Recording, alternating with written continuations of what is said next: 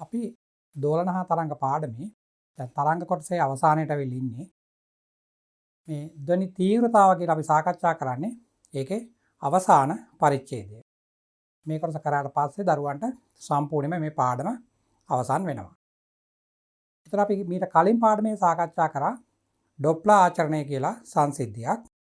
එතෙන්දී අපි ගොඩක් ලාට අවධානය යොමු කරේ මේ ප්‍රභවය සහ නිරීක්ෂකයා කියන දෙන්න අතර සාපේක්ෂ චලිතයක් තියෙනකොට ඒ දෙන්න අතර චලිතයක් සිදු වෙනකොට අර ප්‍රභවයෙන් නිකුත් වන නියම සංඛ්‍යාතයට වඩා වෙනස් සංඛ්‍යාතයක් නිරීක්ෂකයාට අහන්න ලැබෙන සංසිද්ධිය. දැන් ඒක ඉවර වෙලා අපි දැන් යනවා මේ ධ්වනියේ තියෙන ශක්තිය සම්බන්ධ කොටස ගැන අවධානය යොමු කරන්න. මේ ධ්වනි තීව්‍රතාව කියලා උගන්වන්නේ ධ්වනි ශක්තිය කියන එකේ කරුණු තමයි මේකේ තියෙන්නේ. දැන් අපි ශක්ති ප්‍රභේද ඉගෙන ගන්නවා යාන්ත්‍ර විද්‍යාව කොටසේ ඉඳලම. එතකොට යාන්ත්‍ර විද්‍යාවේදී අපි ප්‍රධාන වශයෙන්ම සාකච්ඡා කරේ චාලක ශක්තියත් විභව ශක්තියත්. ඊට පස්සේ අර ප්‍රත්‍යස්ත තන්තු වගේ ආවම ප්‍රත්‍යස්ත විභව ශක්තිය කියලා එකක් අපි ඉගෙන ගත්තා. ඊට පස්සේ මේ තරංග පාඩමේදී දැන් අපි ගන්නවා ධ්වනි ශක්තිය කියන ශක්ති ප්‍රභේදයක්. ඒතකොට අපි ගොඩක් වෙලාවට යාන්ත්‍ර විද්‍යාවේදී ධ්වනි ශක්තිය උත්පාදනය වෙන ඒවා ඒ තරම්ම සාකච්ඡා කළේ නැහැ.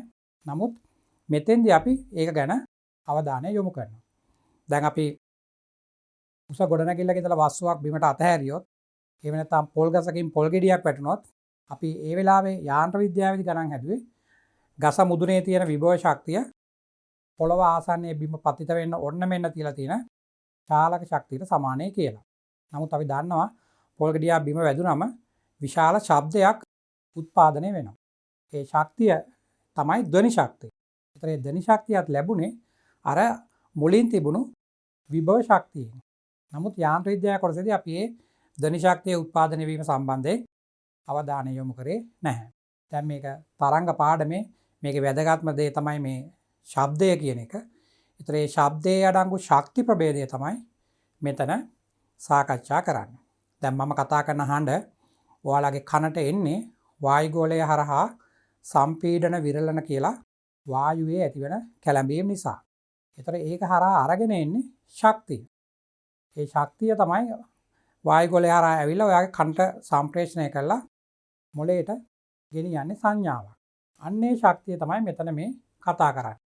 ඉතින් මේක භෞතික විද්‍යාවේදී අර්ථ දක්වන විදියක් තියෙනවා සම්මත ක්‍රමයක්. ඒකයි මේ ධ්වනි තීව්‍රතාව කියලා ලියන්නේ. මේක අපි කැපිටල් I අකුරකින් තමයි පෙන්වන්නේ. කැපිටල් I අකුරකින් අපි මේක පෙන්වනවා. එහෙම දිගට ලියන්න බෑ. ඒක නිසා අපි කැපිටල් I අකුරක් තමයි ලියන්නේ. ඒතර බලන්න ඒකේ අර්ථ දැක්වීම දීපු විදිය අවකාශයේ යම් ස්ථානයක ඒකක වර්ගඵලයක් තුලින් ඒකක වර්ගඵලයක් කියලා කියන්නේ අපි දැන් SI ක්‍රමයට බලනවා නම් වර්ග මීටරය. ඒතර වර්ග මීටරයක් තුලින් ඒකක වර්ගඵලයක් තුලින් ඊට අභිලම්බව මේ ඇඳලා තියෙන්නේ මේ මෙතන මේ ලක්ෂාකාර ප්‍රභවයක් තියෙනවා නම් ශක්තිය නිකුත් කරන ප්‍රභවයක් තියෙනවා නම් ලක්ෂාකාර එකක් ඒකෙන් නිකුත් වෙන ශක්තිය හැම පැත්තටම විසිරීලා යනවා. ඒතර හැම පැත්තටම විසිරීලා යනවා නම් අපිට මේ ප්‍රභවය කියන එක අර ගෝලයේ කේන්ද්‍රයේ තියෙනවා කියලා හිතන්න පුළුවන්. දැන් මම කතා කරන හඬ මගේ ඉදිරියේ ඉන්න කෙනෙකුට ඇහෙනකොට මගේ කටෙන් නිකුත් වෙන ශබ්දය එන්නේ ලක්ෂාකාර ප්‍රභවයකින් කියලා ගන්න බෑ. මොකද මම එක පැත්තකට හැරිලා කතා කරන නිසා මගේ කටෙන් පිට වෙන ශක්තිය නිකන් කේතුවක වගේ මේ පැත්තට පැතිරිලා යන්නේ. අතර මගේ හිස පැත්තට පැතිරිලා යන ප්‍රමාණය අඩුයි. අපි පාසලේදී දකිනවා දැන් ඔයාලට උදේ රැස්වීමේදී ලවුඩ් ස්පීකරය දාලා තියෙනකොට ඒ ලවුඩ් ස්පීකරයේ ශබ්දය ඒකේ කට ඇරලා තියෙන පැත්තට වැඩිපුර ගමන් කරනවා. අනිත් පැත්තට අඩුවෙන් තමයි ඇහෙන්නේ. ඒතර ඒ වගේ වෙලාවට අපි ඒවා ලක්ෂාකාර ප්‍රභව කියලා සලකන්නේ. නමුත් මේ පාඩමේදී අපි සාමාන්‍යයෙන් ධ්වනිය නිකුත් කරන ප්‍රභවය ලක්ෂාකාරයි කියලා තමයි හිතන්නේ. එතකොට මේ ලක්ෂාකාර ප්‍රභවයකින් ශබ්දය නිකුත් කරනකොට ඒවා සෑම පැත්තටම ඒකාකාරව පැතිරිලා යනවා කියලා අපි හිතනවා. ඒතර අපි සංගුත කාමරයක හිටියොත් ඒ පිටවන ශක්තිය අර බිත්තිවල වැදිලා පරාවර්තනය වෙලා නැවත එන්න පුළුවන් ඒකේ ඉන්න කවුරු හරි පුජ්‍යලයේ කනට. අපි විවෘත අවකාශයක හිටියොත් දැන් මගේ කටින් පිට වෙන ශක්තිය විවෘත අවකාශයක කවුරු හරි අහගෙන ඉන්නවා නම් එතකොට එයාට ගොඩාක්ම ශක්තිය යාගේ කනට එන්නේ නැහැ. මොකද ඒක සෑම පැත්තටම පැතිරිලා යන නිසා. අවකාශයේ වර්ගඵලය වැඩි වෙනකොට දැන් මගේ කටින් පිට වෙන ශක්තිය නම් ඒක නියත ප්‍රමාණයක් නේ එන්නේ තත්පරයකට. ඒක අවකාශයේ වර්ගඵලය වැඩි වෙන්න අර ඒකක වර්ගඵලයකට ලැබෙන ප්‍රමාණය අඩු වෙනවා. දැන් බලන්න මෙන්න මෙයා ලක්ෂාකාර ප්‍රභවය කියලා හිතුවොත් නිකන් මේ වගේ කේතුවක් වගේ එකක මෙයා පැතිරලා යනවා නම් ඒතර මේ හරිය වර්ගඵලයක් කරා බලන්න පොඩි වර්ගඵලයක් අහු වෙන නිසා අර ශක්තිය ටික ඔක්කොම වගේ මෙතනින් යනවා. ඒතර මෙතෙන්ට යනකොට මේ ඒකීය වර්ගඵලය වගේ ගොඩාක් කොටස් මෙතන තියෙනවානේ. එතකොට ශක්තිය වැඩි උනේ නැහැ. අර මෙතනින් පිට වෙච්ච ශක්තියම තමයි. නමුත් මෙතන විශාල වර්ගඵලයකට පැතිර යන නිසා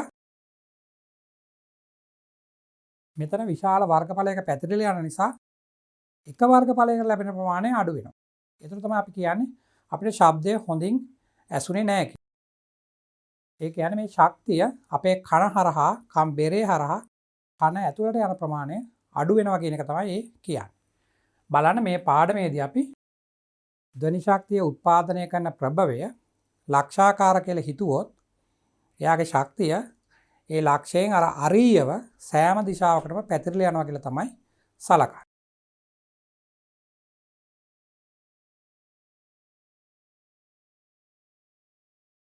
ශක්තිය සෑම දිශාවකටම පැතිරලා යනවා කියලා අපි සලකනවා. ඒතර අපිට කියන්න පුළුවන් ශක්තිය පැතිරී යන්නේ මේ වගේ අරීයව කියලා. මෙන්න මෙතන නම් ඔය ප්‍රභවයේ තියෙන්නේ මෙහෙම ශක්තිය හැම පැත්තටම ඔහම පැතිරිලා යනවා. ඔය වගේ. එතකොට මෙන්න මෙහෙම ඉවතර ගමන් කරන ශක්තිය මම මේ වගේ ගෝලයක් හිතුවොත් මේ ගෝලයේ මේ පෘෂ්ඨයේ ඒකීය වර්ගඵලයක් හරහා මේ වගේ පොඩි කොටසක් අපි ගන්නවා ඒකීය වර්ගඵලය. අපි તો මෙන්න මෙතනින් මම සලකුවා කියලා මෙන්න මේ වගේ ඒකීය කොටසක්. ඒක ඇත්තටම වර්ග මීටරයක් වෙන්න ඕනේ නැහැ. වර්ග සෙන්ටිමීටරයක් වුණත් කමක් නැහැ. අපිට අර අපි SI එකකින් සාකච්ඡා කරනවා නම් තමයි වර්ග මීටරයක් කියලා කියන්නේ. ඒතර ඒක හරහා මෙන්න මෙතනින් මෙහෙම යන ශක්තිය ටික මෙන්න මෙහෙම. ඒකීය වර්ගඵලයට අභිලම්බව තමයි ගන්න. ඒතර අභිලම්බව මෙතනින් පිට වෙලා යන ශක්තිය එක තත්පරයකදී කොයිතරම් ප්‍රමාණයක්ද කියන එක තමයි ධ්වනි තීව්‍රතාව කියලා අර්ථ දක්වන්නේ. එතකොට මේක ප්‍රභවයෙන් ශක්තිය නිතරම උත්පාදනය කරනවා. එයා ඒක ව්‍යාප්ත කරනවා. ඒතර මේ වගේ ලක්ෂාකාර ප්‍රභවයක් වුණා මේ වගේ අරීයව තමයි ශක්තිය ගමන් කරන්නේ. එතකොට මේ ප්‍රභවයේ ඉඳලා කිසියම් දුරකින් දැන් මම කතා කරන හඬ ඉස්කෝලේ අපි ගත්තොත් පාසලේ නම් ඉස්සරහා පේලී ඉන්න දරුවෙකුට වඩා හොඳින් ඇහෙනවා. මොකද එතකොට මම කතා කරන තැන ඉඳලා ඒ දරුවට තියෙන දුර අඩු නිසා අපි සලකන ගෝලය කුඩා ගෝලයක් එනවා. ඒතකොට පිටිපස්සෙ පේලී ඉන්න දරුවෙක් ගත්තොත් මම කතා කරන තැන ඉඳලා එතනට ගොඩක් දුර නිසා එතන විශාල ගෝලයක් තමයි අපිට හිතන්න වෙන්නේ. එතකොට මේ ශක්තිය පැතිරලා යනවා ටිකක් ඈතට. එතකොට ඒකීය වර්ගඵලයක් කරා යන ප්‍රමාණය අඩු වෙනවා. බලන්න මෙතන මේ තියෙන වර්ගඵලය වගේ නම ගුණයක් වගේ එකක් මෙතන ඇඳලා තියෙනවානේ. ඒතර මෙතන ශක්තිය මේ ශක්තිය මෙතන නම් කුඩා වර්ගඵලය හරහා යනවා ඔක්කොම ටික. මෙතන යන්නේ මේ විශාල වර්ගඵලයක් කරා. ඒතර ඒකීය වර්ගඵලයක් කරා යන ප්‍රමාණය අඩු වෙනවනේ. ඒතර අපි කියන එතන ධ්වනි තීව්‍රතාවය අඩු වෙනවා කියලා. ඒකයි පාසලේදී ඉදිරි පේලේ ඉන්න දරුවට වඩා ටිකක් අඩුවෙන් පිටිපස්සේ ඉන්න දරුවට ඇහෙන්නේ. සමහරට පාසල් පිරිමි ළමයි අපි දැකලා තියෙන ගොඩක් වෙලාවට ඉදිරි පේලේ වල වාඩි වෙනවත් කැමති නැහැ. එයාලා කැමති පිටිපස්සේ පේලේ වාඩි වෙලා ඉන්න. සමහරට ඒගොල්ලෝ හිතනවා දන්නේ ගුරුවරයා කතා කරන දේ ගුරුවරයා කියලා දෙන දේ අහගෙන ඉන්න ඕනේ නැහැ කියලා. ඒකින්ද දන්නේ පිටිපස්සෙන් වාඩි වෙන්නේ. නමුත් මේවා විභාගයට දරුවන්ගෙන් අහනවා. ඒතකොට දරුවන්ට මේවා මගහැර යන්න බෑ. ඒ නිසා මේවා හොඳින් අහගෙන මේවා හොඳට ඉගෙන ගන්න ඕන. දැන් අපි බලමු මේකේ අර්ථ දැක්වීම ගන්න. අර අවකාශයේ යම් ස්ථානයක, ඒ කියන්නේ ප්‍රභවයේ ඉඳලා අපිට විවිධ දුරවල් සලකන්න පුළුවන්. කිසියම් තැනක ඒකීය වර්ගඵලයක් හරහා එක වර්ග මීටරයක්. එහෙම නැත්නම් SI එකක නෙමෙයි නම් එක වර්ග සෙන්ටිමීටරයක් ලගන්න පුළුවන්. එක වර්ග මීටරයක් හරහා හැබැයි මතක තියාගන්න ඊට අභිලම්බ ඕනේ යන්න. මෙන්න මේක වැදගත්. ඒ සලකනු ලබන වර්ගඵලය හරහා ඊට අභිලම්බව ඒකක කාලයකදී, ඒකක කාලයක් කියන්නේ තත්පරයක්. තත්පරයකදී යන ශක්තිය තමයි අපි ධ්වනි තීව්‍රතාව කියලා අර්ථ දක්වන්නේ. ඒතර අපි විශාල ഘോഷාවක් ඇහෙන නගරයක වගේ තැනක, නැත්නම් අර ලොතරැයි ටිකට් පත් විකුණන තැනක වගේ විශාල වෙලාවක් අපි රැඳිලා බලාගෙන හිටියොත් අපේ කන හරහා විශාල ශක්ති ප්‍රමාණයක් අපේ ශරීරය ඇතුළට ගමන් කරනවා. මොකද මේ ඒකීය කාලයකටනේ දීලා තියෙන තීව්‍රතාව කියලා. ඒතර තත්පරයකදී යන ප්‍රමාණය තමයි තීව්‍රතාව කියන්නේ. ඒතර අපි ඒක පැයක් එක අහගෙන හිටියොත් ඒක වැඩි කරන්නේ නැහැ 3600. ඒතර විශාල ශක්ති ප්‍රමාණයක් අපේ ඔළුවේ කන හරහා ශරීරයට යනවා. ඒක තමයි අපේ කනේ වේදනාව ඇති තියෙන්නේ. අපිට හිසක කියන්න අල්ලන්නේ. අපිට දරන්න බැරි ශක්තිය ගොඩාක් අපේ ශරීරයට ඇතුල් වෙනවා. අන්න ඒව ඉගෙන ගන්න තමයි අපි මේ පාඩම මෙතනින් ඉස්සරහට සංවර්ධනය කරලා තියෙන්නේ. ඒතර මේ සමහර අවස්ථාවල දරුවන්ගේ විභාගයට මේ අර්ථ දැක්වීම අහනවා. අපි මේ ගෝලයක් ඇඳලා ගන්නේ, දැන් මෙතන නම් ගෝලයක් නෙමෙයිනේ තියෙන්නේ. මේ ගෝලයෙන් කොටසක් ඇඳලා තියෙන්නේ. මෙතන ගෝලයක් ගන්නේ ප්‍රභවයේ ලක්ෂාකාර නිසා. ඒතර අරියව පිටවන ශක්තිය ගෝල පෘෂ්ඨයට අභිලම්බව පතන වෙනවා කියලා සලකන්න පුළුවන්. අපි දැන් මේකට සමීකරණයක් ගන්න බලමු. ඒතර මෙතන තියෙනවා ඒකීය වර්ගඵලය කියන කතාව තියෙනවා. තත්පරයකදී කියන කතාව තියෙනවා. පෘෂ්ඨයට අභිලම්බව කියන කතාව තියෙනවා. මේ වචන තුනම අපිට වැදගත්. අභිලම්බව ඒකක වර්ගඵලයක් කරහා තත්පරයකදී ගලා යන ශක්තිය. අපිට සාමාන්‍යයෙන් මේ ප්‍රභවය තත්පරයකදී කොච්චර ශක්තිය නිකුත් කරනවද කියලා මෙතනින් ඒකත් අපිට ගණනය දෙනවා. අපි ඒකට කිව්වේ යාන්ත්‍ර විද්‍යා පාඩමේ ඉඳලම දිගටම ආවා. අපි ඒවට කියන්නේ ක්ෂමතාව කියලා. ප්‍රභවයේ ක්ෂමතාව. අර වොට් වලින් මනින අගය. ඒතර මෙතනින් තත්පරයකදී නිකුත් කරන ශක්තිය අපිට දෙනවා. මෙන්න මේ වර්ගඵලයක් කරහා තත්පරයකදී එක වර්ග මීටරයක් කරහා යන ශක්තිය තමයි හොයන්න ඕන. ඒක හෙව්වම තමයි තීව්‍රතාව කියන එක අපිට ලැබෙන්නේ. බලන්න එතකොට මෙතන වැදගත් රාශි තුනක් අපිට දැන් සාකච්ඡා කරන්න වෙනවා. ප්‍රභවයේ තත්පරයකදී කොච්චර ශක්තිය නිකුත් කරනවද කියන එක ඕන. ඒක අපි ලියනවා ප්‍රභවයේ ක්ෂමතාව. ප්‍රභවයේ ක්ෂමතාව.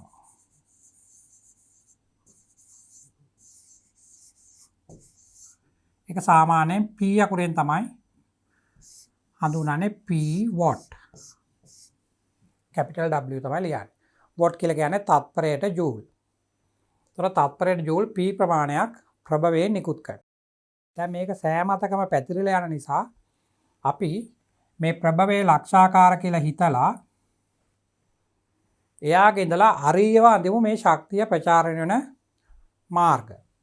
ඒතර මෙන්න මේ වගේ මේ වගේ පැතිවලට ශක්තිය ප්‍රචාරණය වෙලා යනවා කියලා අපිට සලකන්න පුළුවන්. ඒතර මෙයාගේ ක්ෂමතාව P. මෙයාගේ ක්ෂමතාවය P. දැන් අපි මේ ප්‍රභවයේ ඉඳලා කිසියම් දුරකදී ගණන් හදනකොට නම් දරුවන්ට ඒ දුර කොච්චරද කියලා ගණනේ කියනවා. කිසියම් දුරකදී අපි R කියලා ගනිමු. කිසියම් දුරකදී තියෙන මෙන්න මේ ප්‍රභවයෙන් එන මේ ශක්ති තරංගවලට අභිලම්බව තියෙන පෘෂ්ඨ වර්ගඵලයක් ගන්න ඕන. ඉතින් මෙයා ලක්ෂාකාර ප්‍රභවයක් නම් මෙහෙම අරීයව නම් ධ්වනි ශක්තිය ගමන් කරන්නේ අපි ඊට අභිලම්බ පෘෂ්ඨ විදිහට ගන්නෙ ගෝලයක්. ගෝලය කියන්නේ ත්‍රිමාන ස්වරූපය, වෘතය නෙමෙයි. ගොඩක් දරුවෝ අපි දැකලා තියෙනවා මෙතන වර්ගඵලය ලියන්න ගියාම ඒගොල්ලෝ ලියන්නේ වෘතයේ වර්ගඵලය 5r වර්ග කියලා. නමුත් 5r වර්ග කියන්නේ ද්විමානයේ තියෙන එකක්. අපි ගන්නේ ත්‍රිමානයේ තියෙන ගෝලය. නිකන් රබර් බෝලයක් වගේ එකක්. ඒතර ඒකේ වර්ගඵලය එන්නේ 4r වර්ග. එහෙමනම් අපිට මෙතනින් ගෝලයක් කොහම ඇන්දොත් මේ වගේ ගෝලයක් අපි ඇන්දොත්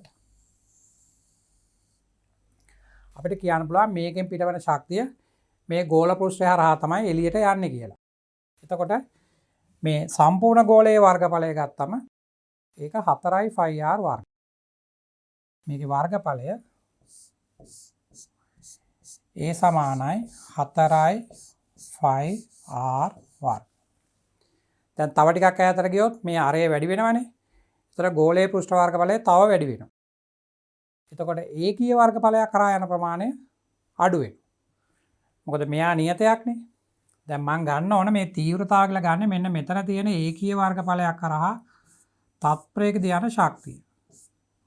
මෙන්න මෙහෙම පිට වෙලා යන ශක්තිය තමයි මම සලකන්න ඕන. දැන් අපි ඒක සමීකරණයක් ගන්න තමයි බලන්නේ. ඒතර මේකේ තියෙන පද තමයි ප්‍රභවයේ ක්ෂමතාව තියෙනවා. නිරීක්ෂකයා ඉන්න තැනට දුර තියෙනවා ප්‍රභවයේ ඉඳලා. ඒ දුර දාන්න නිසා මේකේ වර්ගඵලය හොයාගන්න පුළුවන්. ඒකෙන් අපි හොයනවා ඒකීය වර්ගඵලයක් කරහා එක තත්පරයකදී යන ශක්තිය. මේ තියෙන්නේ තත්පරයකදී යන ශක්තිය.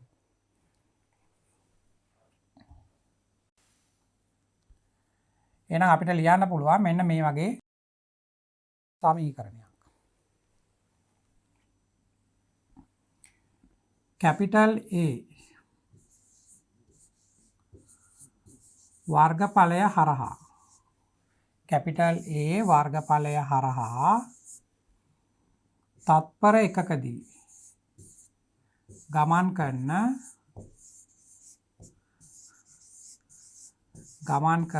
ශක්තිය.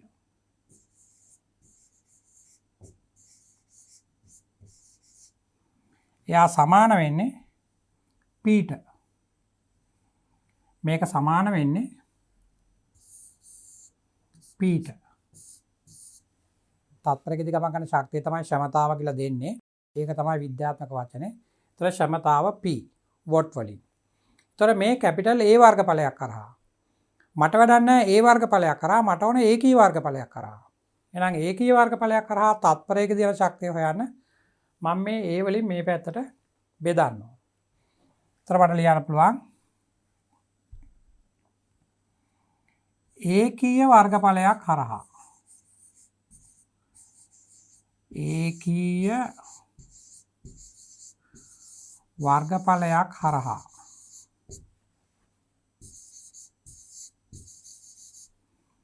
තත්පර එකකදී ඊට අභිලම්බව ඒකත් ඕන ඊට අභිලම්බව ගමන් කරන ශක්තිය. ගමන් කරන ශක්තිය.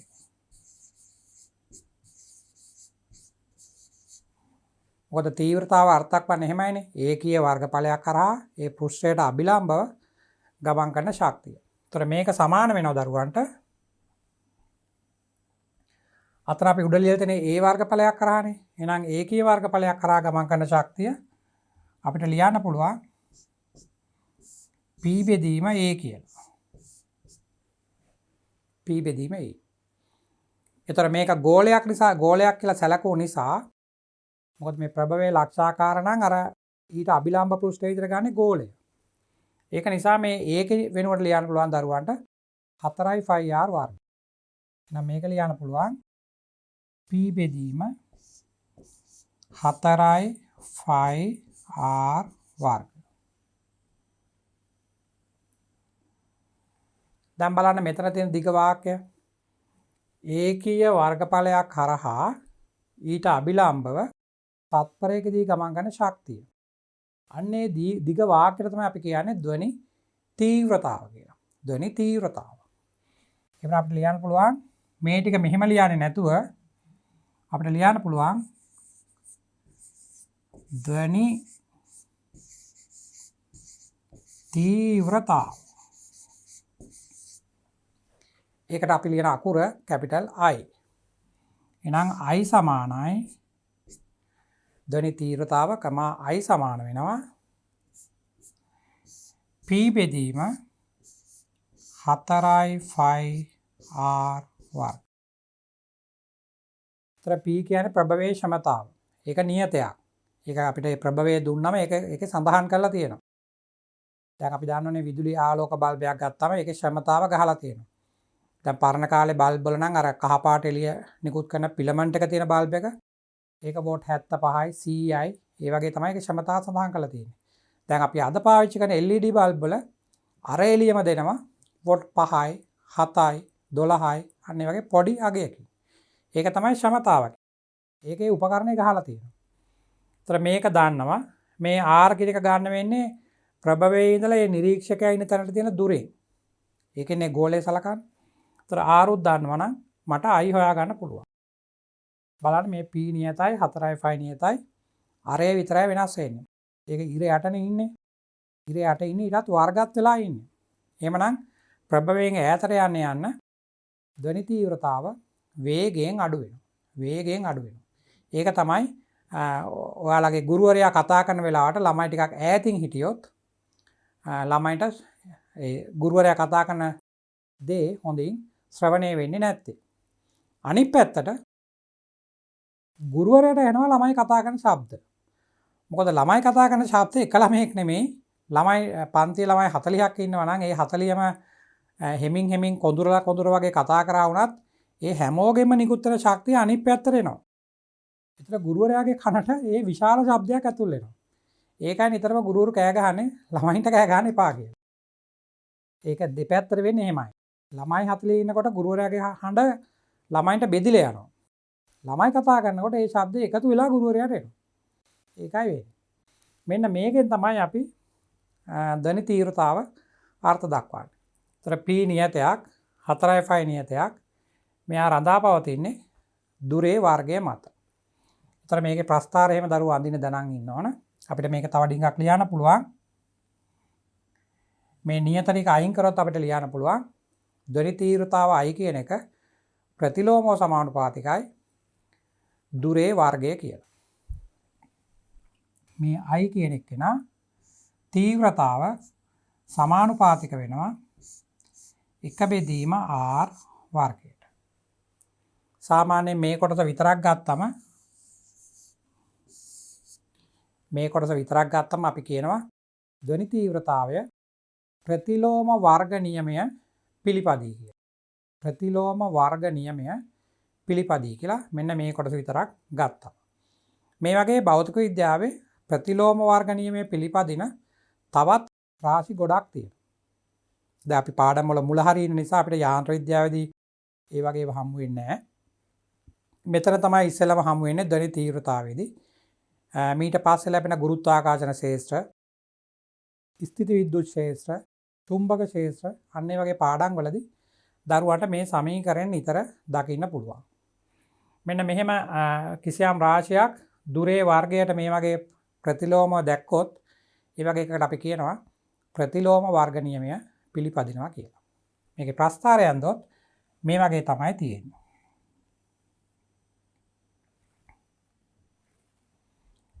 මේකේ ප්‍රස්ථාරය ඇන්දොත් දරුවන්ට පේනවා ධ්වනි තීව්‍රතාව දුරත් එක්ක වේගයෙන් අඩු වෙනවා කියලා.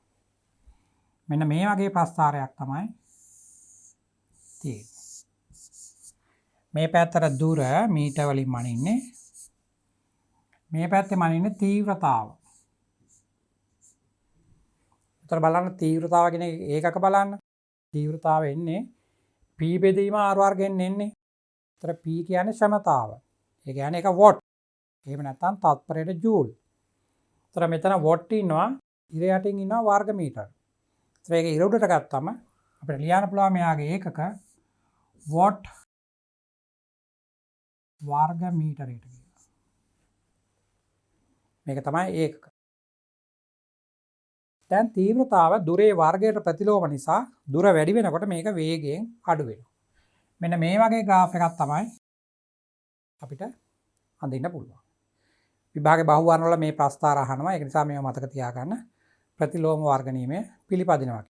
ඒතර දැන් දුර R ඉඳලා තව ළමයෙක් ගියොත් 2R තැනකට ප්‍රභවයේ ඉඳලා නිරීක්ෂකයාට ඉන්න දුර දෙගුණ කරොත් ඩබල් කරොත් ඒතර කලින් R හිටියේ එතන දැන් ලියන්න වෙන්නේ 2R. ඒතර මේ 2R වර්ග වෙලානේ එන්නේ. ඒතර ඉර යටින් එන්නේ වර්ග වෙලා ඒතර 4 ගුණයක් වෙනවා. ඒ කියන්නේ තීව්‍රතාවය 4න් පංගුවකට අඩු වෙනවා. මේ පැත්තෙන් දෙගුණයක් ගියොත් මේ පැත්තෙන් අඩු වෙනවා 4න් පංගුව දක්වා. අන්න ඒක තමයි මේකේ කියන්නේ. එතකොට දරුවන්ට මේ සමීකරණය මතක තියෙන්න ඕන. P කියන්නේ ප්‍රභවයේ ක්ෂමතාවය ඒක අපිට ගණනය දෙනවා. මේ දුරත් දන්නවා අපිට මේ නිරීක්ෂකයා ඉන්න තැන තියෙන දුර. මේ I කියලා කියන්නේ එක තත්පරයක තියෙන ශක්තිය. එක තත්පරයකදී. ඉතින් T කාලයක් කියලා දුන්නොත් අපිට ඒක T වලින් වැඩි කරලා ගන්න වෙනවා. ශක්තිය හොයන්න කියලා කිව්වා.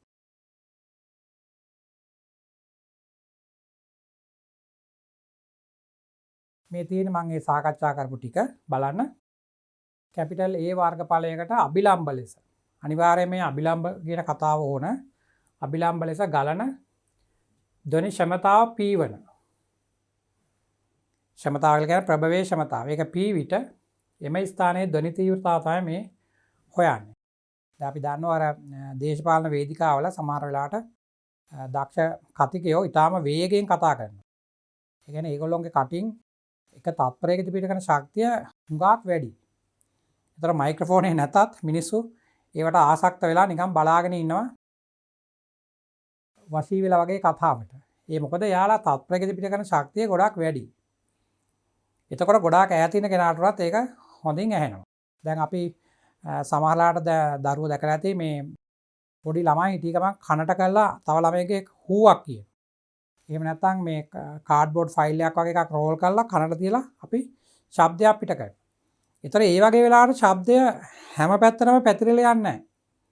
ඒතර හැම පැත්තටම පැතිරෙලා යන්නේ නැහැ. ඒතර ඒ කාඩ්බෝඩ් එක හරහානේ එන්නේ ඇතුලෙන් බටයක් වගේ නේක. ඒක හරහා එන ශක්තිය ඔක්කොම කන ඇතුලට යනවා. ඒතර කන ඇතුලට යන විශාල ශබ්දයක්, ශක්තියක්. ඒකෙන් සමහරට කම්බරේ පැලෙන්න උනත් පුළුවන්. ඒක තමයි මේක වැදගත් මෙතන ඉගෙන ගන්න දේ. අර විවෘත අවකාශයේ හිටියොත් තමයි හැම පැත්තටම පැතිරිලා යන්නේ. මේ බලන්න දුරත් එක්ක වෙනස් වෙන විදිය. ප්‍රස්ථාරය. මම මෙතන ලියලා තියෙනවා තීව්‍රතාවය ප්‍රතිලෝම වර්ග නියමය පිළිපදී කියලා. ඒක මතක තියාගෙන සමහරලාට අර බහුවාර වල වගන්ති ප්‍රශ්න වගේ ඒවායි මේවා දරුවන්ගේ අහලා තියෙනවා. ගෝලයක් ගත්තේ අර ප්‍රභවයෙන් නිකුත් වෙන ශක්ති තරංග හැමතිස්සම අභිලම්බව පතනය වෙන්න ඕන නිසා නැතු ඔයාලා ලක්ෂාකාර ප්‍රභවයකින් තරංග ගමන් කරනකොට අරීයව ඔයාලා තල පෘෂ්ඨයක් ගත්තොත් මෙන්න මේ වගේ ගත්තොත් දරුවන්ට අභිලම්බව ඇතුළු ශක්තිය කොච්චරද කියලා හොයාගන්න බැරුව යාවි. දැන් මෙහෙම ප්‍රභවයකින් මෙහෙම ශක්තිය හැම පැත්තටම නිකුත් කරනවා. ඔය වගේ ශක්තිය නිකුත් කරන හැම පැත්තටම. දැන් මේකට ගෝලයක් ඇන්දොත් අපිට කියන්න පුළුවන් මේ මුළු ශක්තිය ටිකම ගෝලයේ වැදුනා කියලා අභිලම්බව. නමුත් දරුවෝ මේ වගේ වර්ගඵලයක් ගත්තොත් මෙන්න මේ වගේ වර්ගඵලයක් සලකුවොත් ඒතර අපිට කියන්න බෑනේ මේ ශක්තිය ඔක්කොම මේකේ ලම්බකව වදිනවා කියලා. ඒ පාර ලම්බකව වදින ප්‍රමාණය හොයාගන්න බැරුව යනවා. ඒක නිසා අපි එහෙම සලකන්නේ නැතුව ගෝලයක් සලකනවා. ඒතර අපිට මුළු වර්ගඵලයම අභිලම්බ වදිනවා කියලා ගන්න පුළුවන්. දැන් මේකෙන් අපිට අහන්න පුළුවන් සමහරට මේතර ක්ෂමතාවනේ P කියලා දුන්නේ. සමහරට කිසියම් කාලයක් සඳහන් කළා. ඒ කාලය තුල මේ කම්බරේ හරහා පුද්ගලයාගේ කනට ඇතුළුණු ශක්තිය සොයන්න කියලා වගේ ගණන් වල අහන්න පුළුවන්. ඒතර අපි ශක්තියයි කාලයයි මෙතන තියෙන වර්ගඵලයි ක්ෂමතා ඒවා ඔක්කොම සම්බන්ධ කරන්න ඕන. ඒතර ඒ වගේ වෙලාවට අපි මේ වගේ සමීකරණයක් ඕන ලියන්න. ක්ෂමතාව කියන්නේ එක තත්පරයටනේ. එහෙනම් t කාලයකට බලන්න පුළුවන් මේ වගේ.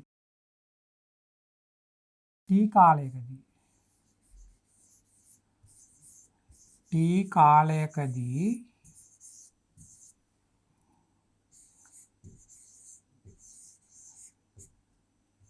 ගමන් කළ ශක්තිය නැත්නම් නිකුත් කළ ශක්තිය.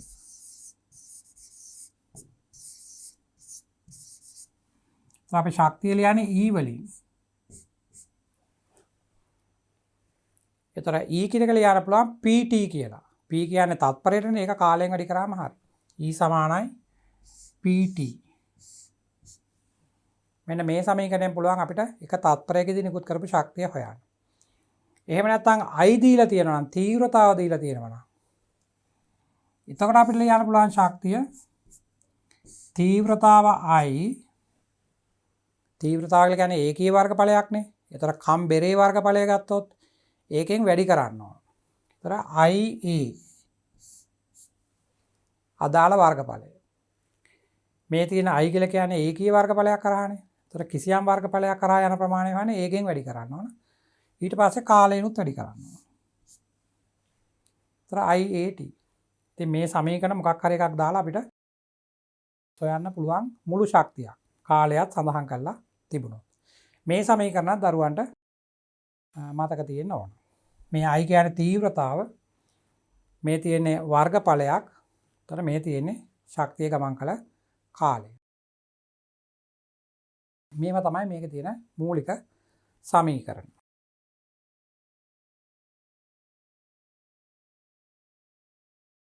දැන් බලන්න මෙතන තවත් අලුතෙන් පද දෙකක් දරුවන්ට හඳුන්වලා දීලා තියෙනවා. එකක් තමයි ශ්‍රව්‍යතා දේහලීය. අනිත් එක තමයි වේදනා දේහලීය. අලුත් වචන දෙකක් තියෙන්නේ ශ්‍රව්‍යතා දේහලීය සහ වේදනා දේහලීය. එතකොට මේ වචන දෙක දරුවන්ට හඳුන්වලා දීලා තියෙන්නේ තමන්ගේ කිසියම් පුද්ගලයෙක්ගේ නිරීක්ෂකයෙක්ගේ කන ඇතුළට යන ශක්ති ප්‍රමාණයේ මිනුමක් විදියට. අර ශ්‍රව්‍යතා දේහලීය කියලා කියන්නේ මිනිසෙකුට අහන්න පුළුවන් අවම ශබ්දයේ තීව්‍රතාව. මිනිසෙකුට අහන්න පුළුවන් අවම ශබ්දයේ තීව්‍රතාව. ඇත්තට ඕනනම් අපිට අනිත් පැත්තට කියන්න පුළුවන් අවම තීව්‍රතාවය කියන්නේ නිශ්ශබ්දතාවය කියලා. මොකද ශබ්දයක් ඇහෙන නම් ඉස්සෙල්ලා අපි නිශ්ශබ්දතාවය බිඳින්න ඕනනේ. ඒතර නිශ්ශබ්දතාවය ඔන්න මෙන්න බිඳින තැනනේ.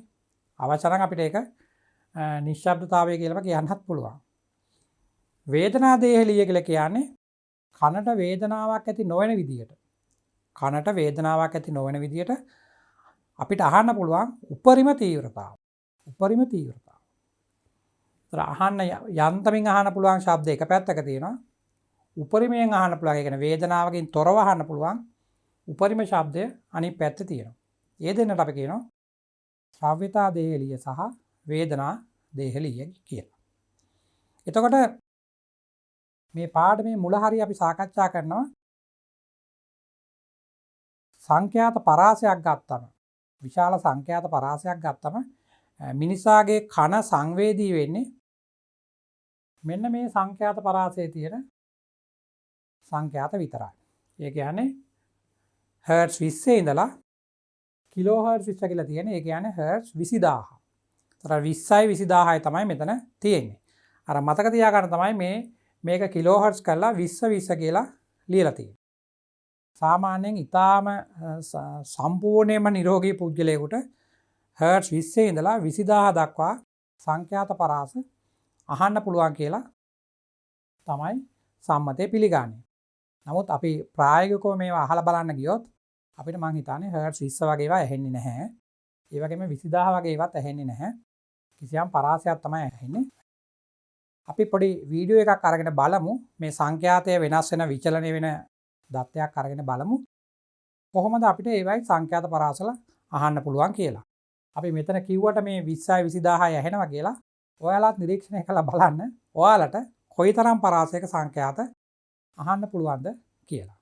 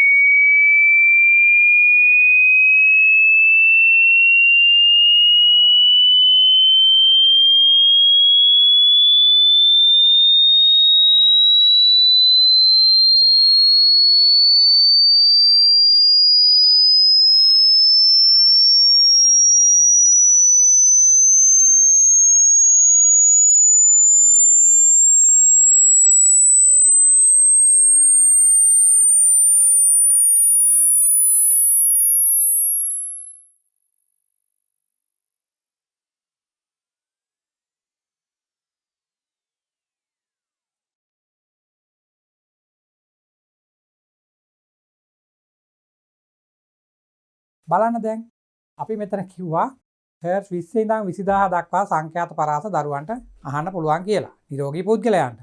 ඉතින් ඔයාලට එයින් කොයිතරම් පරාසයක ඇහුණද කියලා දැන් විනිශ්චය කරලා බලන්න. මේක දීලා තියෙන ඇත්තටම සම්මත තත්ත්වයට යටතේ ඊටාම නිරෝගී පුද්ගලයෙකුට ඇහෙන සංඛ්‍යාත. මම හිතන්නේ දරුවෝ කාටවත් මේ හර්ට්ස් 20ත් 20000ත් ඇහුණා කියලා. ඒක එක එක පුද්ගලයා මතත් රඳා පවතිනවා. සාමාන්‍යයෙන් මේවා සම්මත තමයි ඔය දීලා තියෙන්නේ. දැන් අපි යන් අර ශ්‍රාව්‍යතා දේහලිය සහ වේදනා දේහලියේ ගණිතමය සමීකරණ ලබා ගන්න. එතකොට මේ ශ්‍රාව්‍යතා දේහලිය අපි කියවනේ මිනිහෙකුට අහන්න පුළුවන්, මිනිස්සෙකුට අහන්න පුළුවන් ඊටාම අඩුම ශබ්දයේ තීව්‍රතාව කියලා. ඒක සලකන්නේ එක වැඩි කිරීම 10 ඍණ 12යි වොට් වර්ග මීටරයට කියලා. බලන්න කුඩා ශබ්දයක්නේ. 10 ඍණ 12 වෙනි බලයක් තියෙනවා.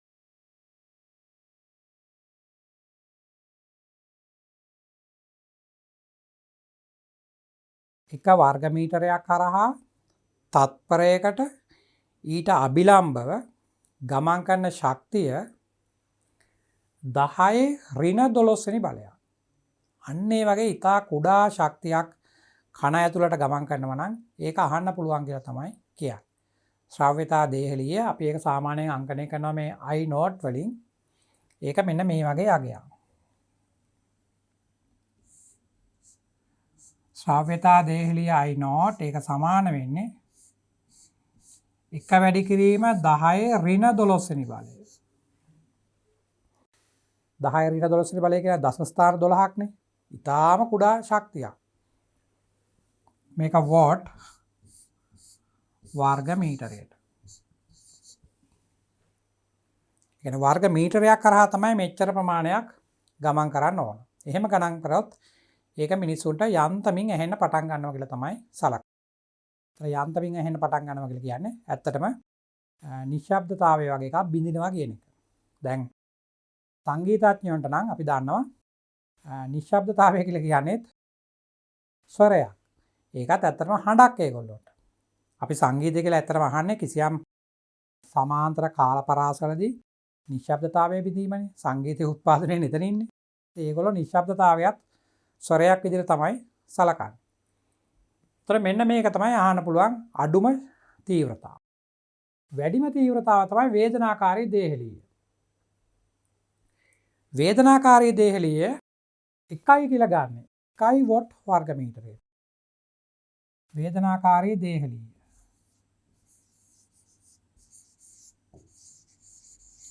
වේදනාකාරී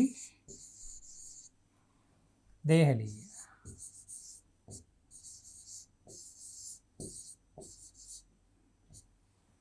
ඒක සලකන්නේ 1ක් කියලා.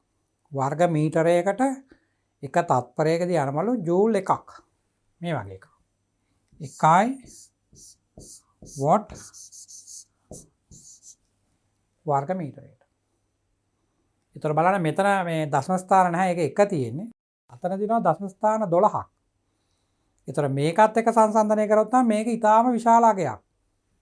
එක වැඩි කිරීම 1 කියන එක වැඩි කිරීම 10 ඍණ 12ත් එක්ක ගත්තම ඉතා විශාල අගයක්නේ. දැන් අපි ඉලෙක්ට්‍රෝනයක් ප්‍රෝටෝනයක් වගේ එකක් එක්ක ඒ වගේ අංශුවක ස්කන්ධයත් එක්ක සැලකුවොත් කිලෝග්‍රෑම් එකක් කියන්නේ විශාල ස්කන්ධයක්. අපිට කුඩා විශාල කියන එක සංසන්දනයක් නේ තියෙන්නේ. අපි ඉලෙක්ට්‍රෝනයේ ස්කන්ධය ගන්නේ 10 ඍණ 31 වගේ එකක්. ඒතර ඒ වගේ එකක් එක සංසන්දනය කරාම කිලෝග්‍රෑම් එකක් කියන්නේ ඉතා විශාල දෙයක්. මෙතනත් එහෙමයි.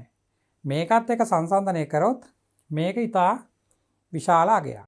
අපි මේ වේදනාකාරී දේහලිය ශ්‍රාව්‍යතා දේහලියෙන් බෙදලා බැලුවොත් මේක I කියලා ලියමු.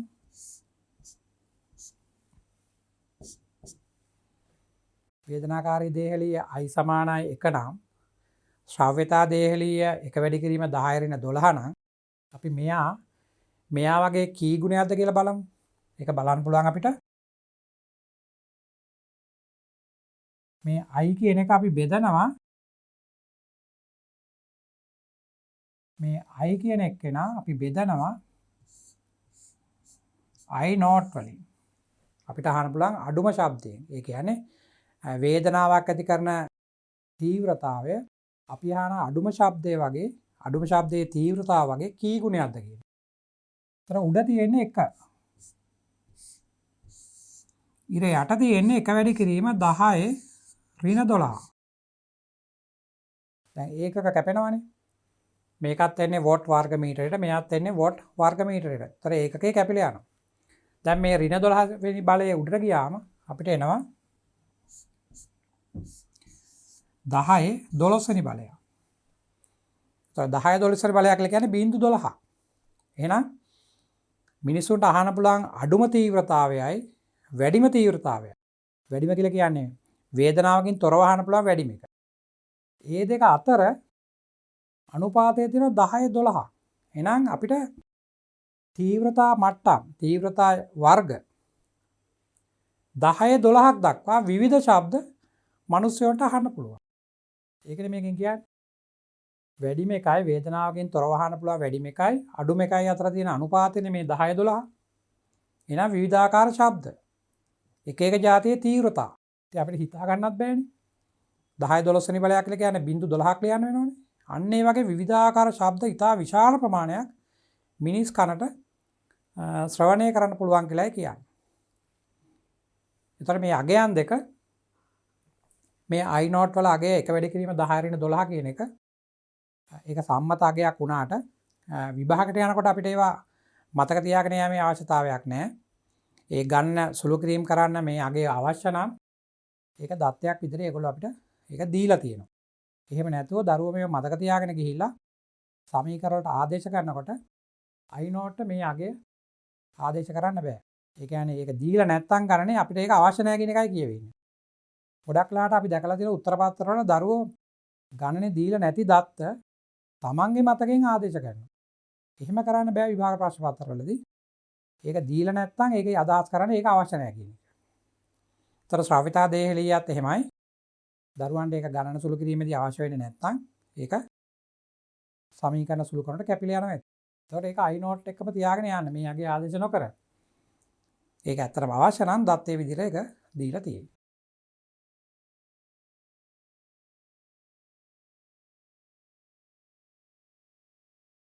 බලන්න. දැන් අපි තව පදයක් අර්ථ දක්වන්න යනවා. දැන් අපි මෙතන අලුතෙන් පද ගොඩක් ආවා. ධ්වනි තීව්‍රතාව කියලා එකක් ආවා. තීව්‍රතාව කියලා කියන්නේ ඒකීය වර්ගඵලයක් කරහා තත්පරයකදී ඊට අභිලම්බ වෙන ශක්තිය. ඒකීය වර්ගඵලයක් කරහා එක තත්පරයකදී ඊට අභිලම්බ වෙන ශක්ති ප්‍රමාණය තමයි තීව්‍රතාව. මිනිස් කනට අහන්න පුළුවන් ඒකේ අඩුම ශක්තිය තමයි ශ්‍රව්‍යතා දේහලීය. ඒක අපි එක වැඩි කිරීම 10 ඍණ 12යි කියලා ගත්තේ.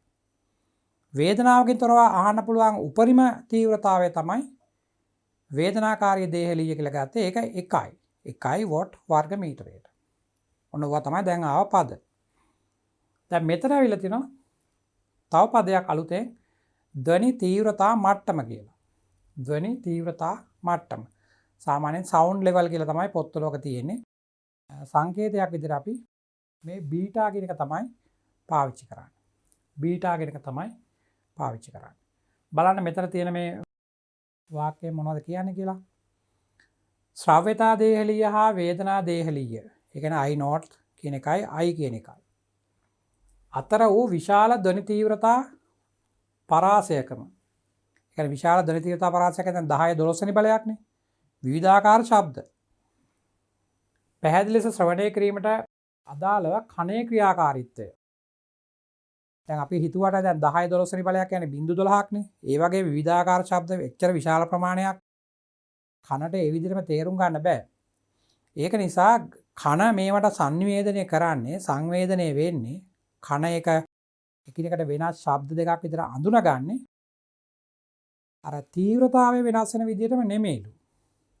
කන මේක අඳුනගන්නේ ඒවායේ ලඝු ගණක පරිමාණයකින් දැක්විය හැකි ආකාරයකට. ඒ කියන්නේ අපි කිසියම් ප්‍රභවයක ශක්තියේ තීව්‍රතාව 100 ගුණයක් විතර කරාම ශක්තියේ තීව්‍රතාව 100 ගුණයක් විතර කරාම ශබ්දේ නිකන් දෙගුණ වෙලා වගේ ඇහෙනවලු. අපි දන්නවනේ අර 100 ලඝු ගණකයේ 2 කියලා ගන්න. අන්න ඒ වගේ. එතකොට තීව්‍රතාව 1000 ගුණයක් විතර වුණාම අර කනට එන ශබ්දය නිකන් කලින් වගේ 3 ගුණයක් වගේ තමයි තේරෙනවා කියලා කියන්නේ. ඒකයි මේ ලඝු ගණක පරිමාණයක් විදිහට තමයි මේක අර්ථ දක්වන්නේ කියලා දීලා තියෙන්නේ. අපි දන්නවා අර ටෙලිෆෝනයේ හොයාගත්ත ඇලෙක්සැන්ඩර් ග්‍රෑම් බෙල් තමයි මේ සම්බන්ධ මේ ලඝු ගණක පරිමාණය ඉදිරිපත් කරලා තියෙන්නේ. ඒක නිසා මේ තීව්‍රතා මට්ටම් මනිනකොට අපි ඒක බෙල් වලින් මනිනවා. බෙල් වලින්. ඒතර බලන්න මේ ඒක තමයි කියන්නේ දැන් 100 ලඝු ගණකේ අපි 2 වගේනේ එන්නේ. ඒ කියන්නේ 100 ගුණයකින් වැඩි කරාම තමයි ශක්තිය දෙගුණ වෙලා එයාට ඇහෙන්නේ. තේරෙන්නේ. අන්න ඒක කියන්නේ. එතකොට මෙන්න මේ වගේ සමීකරණයක් තියෙනවා මේ ධ්වනි තීව්‍රතා මට්ටම අර්ථ දක්වන්න. ඒ ධ්වනි තීව්‍රතා මට්ටම සාමාන්‍යයෙන් ඉංග්‍රීසි පොත්වල නම් SL කියලා ලියලා තියෙනවා සවුන්ඩ් ලෙවල් කියලා. සාමාන්‍යයෙන් සංකේතයක් විදිහට අපි ඒක බීටා තමයි ලියන්නේ. ඒතර බීටා සමානයි ලඝු 10 පාදයට I බෙදීම I නෝට්. ඔය I කියලා කියන්නේ අපි අහන විවිධ ශබ්ද. අපිට ඇහෙන ඕනෑම ශබ්දයක් අපිට I කියලා ගන්න පුළුවන්.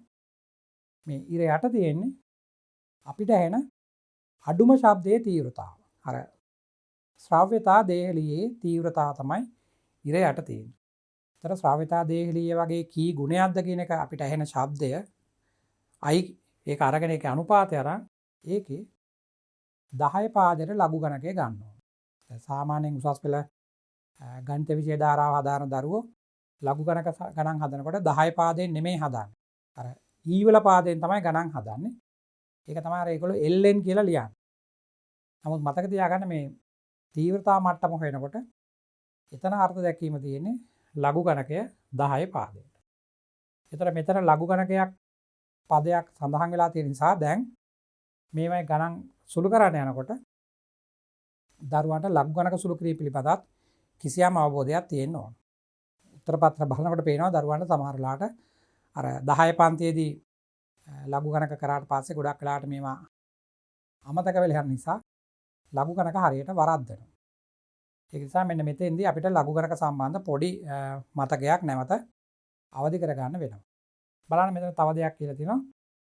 තීව්‍රතා මට්ටමේ ඒකකය බෙල්. ඒක අනිවාර්යයෙන්ම කැපිටල් B අකුර ලියන්න ඕන. නමුත් බෙල් එකක් කියලා කියන්නේ ටිකක් විශාල ඒකකයක්. බෙල් එකක් කියන්නේ ගොඩක් විශාල ඒකකයක්. ඒත් අපි සාමාන්‍ය භාවිතයේදී අපිට ඇහෙන ශබ්ද බෙල් වලින් මැන්නොත් ඒක විශාල ඒකකයක්නේ. අපිට කියන්න වෙන්නේ භාග සංඛ්‍යා. දශම සංඛ්‍යා නැත්නම් භාග සංඛ්‍යා කියන්න වෙන්නේ. ඒක නිසා කරදර නිසා අපි ඒවා අර 10න් වැඩි කරලා ඩෙසිබල් කියලා කියනවා. ඒකයි මේ ඩෙසි අකුරකට මේ සිම්පල් D එකක් දාලා ඩෙසිබල් කියලා අපි අර ශබ්ද තීව්‍රතා මට්ටමයින ඒකකය හදාගෙන තියෙන්නේ. අපි අර අර්ථ දක්වපු ඒකකයේ විශාල එකක් නිසා අපි භාවිතා කරන්නේ ඒකේ උපගුණාකාර තමයි භාවිතා කරන්නේ. අර්ථ දක්වපු එක කුඩා එකක් වුණොත් අපිට භාවිතා කරන්නේ ඒකේ විශාල ගුණාකාර. දැන් ඔයාලා දාන්න තොරතුරු තාක්ෂණයේ අපි දැන් මේ ඉලෙක්ට්‍රොනික උපකරණ පාවිච්චි කරනවා. දැන් මේවා අපි data කියන එක මේ දවස්වල ඕන කෙනෙක් පාවිච්චි කරන වචන. ඒවා නිතරම අර මෙගාබයිට්, ගිගාබයිට් එහෙමයිනේ කියන්නේ අපි. ඒ කියන්නේ බිට් එකක්, බයිට් එකක් කියන්නේ කුඩා එකකයක්. ඒතර අපිට පාවිච්චි කරන්නේ අර්ථ දැක්වීම කුඩා එකක් නිසා අපිට පාවිච්චි කරන්නේ ඒකේ විශාල ගුණාකාර. ඒ නිසා තමයි අපි එහෙම ගිගාබයිට්, මෙගාබයිට් එහෙම කතා කරන්නේ. මෙතන ඒකේ අනිත් පැත්ත අර්ථ දක්වලා තියපු ඒකකයේ විශාල එකක්. ඒක නිසා පාවිච්චි කරන්න වෙන්නේ ඒකේ කුඩා පරිමාණ. ඒක නිසා මේවා 10 වැඩි කරලා ඩෙසි කියලා ලියලා තියෙනවා. නැත්නම් ඔයාලට භාග සංඛ්‍යා වලින් තමයි මේ උත්තර කියන්න වෙන්නේ. අපි මෙන්න මේ කොටස පොඩ්ඩක් සාකච්ඡා කරලා බලමු. මෙතන වැදගත් වෙන්නේ මේ අර්ථ දැක්වීම මතක තියාගෙන ඉන්න ඕන. ඊළඟට ලඝු ගණක සුළු කරන්න පොඩි අවබෝධයක් ඕන.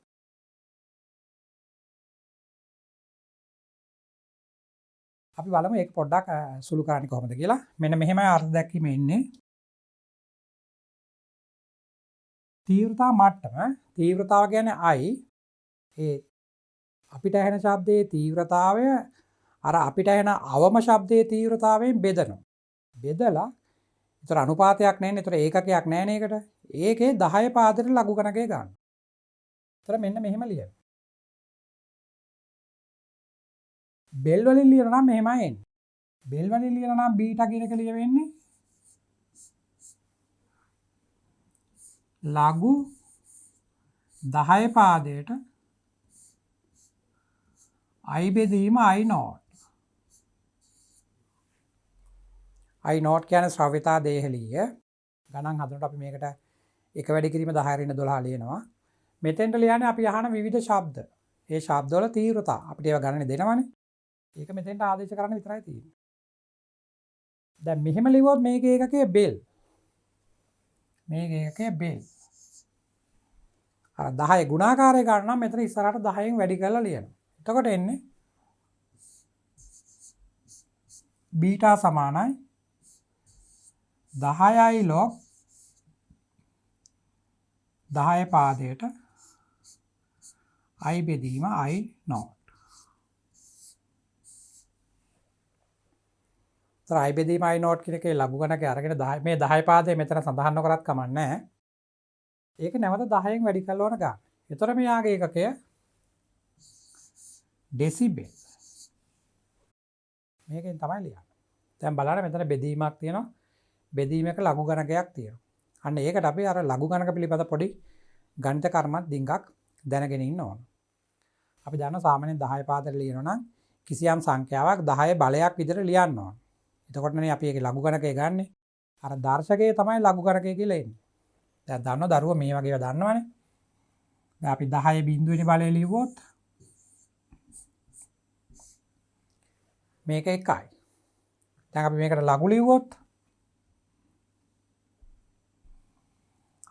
ලඝු ලියුවොත් එන්නේ කොහමද? ලඝු මෙයා තමයි පාදය මේ සංඛ්‍යාව 1යි. ඒතර උත්තරේ බිඳුවයි. විතරම උත්තරේ හැටියට එන්නේ මේ දර්ශකය. ඒත් අපි සාමාන්‍ය කරන එකේ ලඝු ගණකයේ බිඳුවයි කියලා. එකේ ලඝු ගණකයේ බිඳුවයි. ඒතර 10 පළවෙනි බලය ගත්තොත් 10 පළවෙනි බලය 10යි. දැන් මේකට ලඝු ලිව්වොත්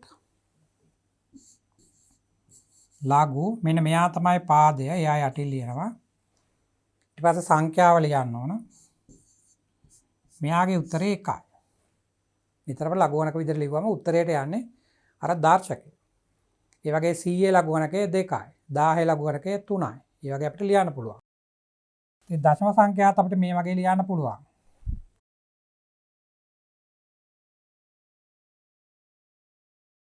අපිට දශම සංඛ්‍යා ලියන්න පුළුවන් මේ වගේ.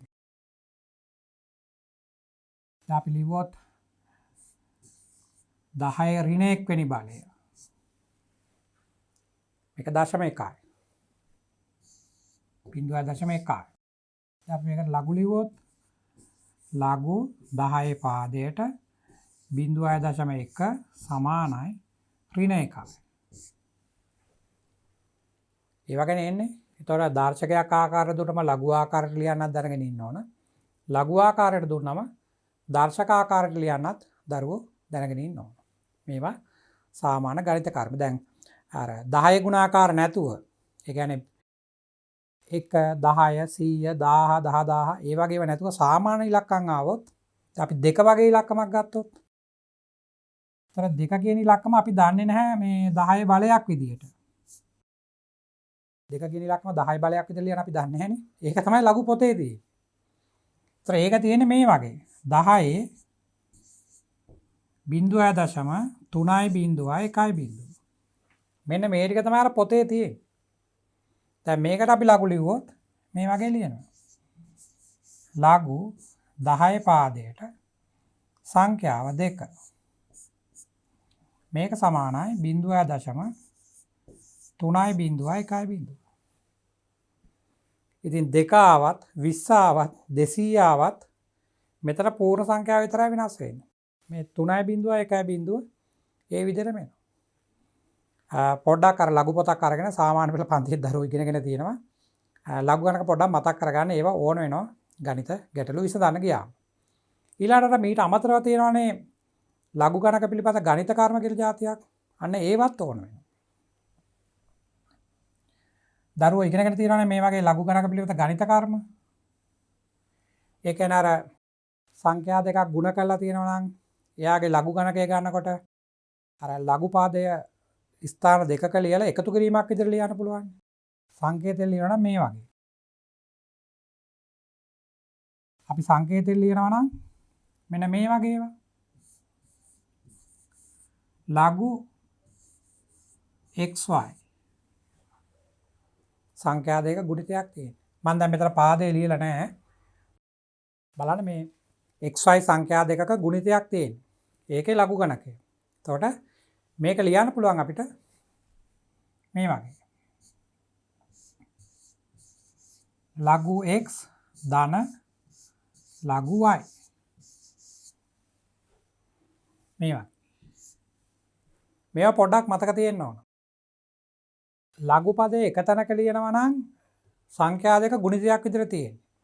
ඒතර මෙතන ලඝු පදේ තැන් දෙකට යනකොට එකතු කිරීමක් වෙනවා. අර ගුණ කිරීමේදී දර්ශක එකතු වේ කියලා ලියන්නේ. අතන මේ ලඝු කියලා ලියන්නේ දර්ශකනේ ලියන්නේ. ඒකයි මෙහෙම ලියන්නේ. ඒතර මෙතන බෙදීමක් ඉන්නවා නම් මේ වගේ එනවා. ලඝු x බෙදීම y. ඒතර බෙදීමේදී ලඝු ගණක අඩු කිරීමක් නේ අපි කරන්නේ. ඒක නිසා ලියන්න පුළුවන්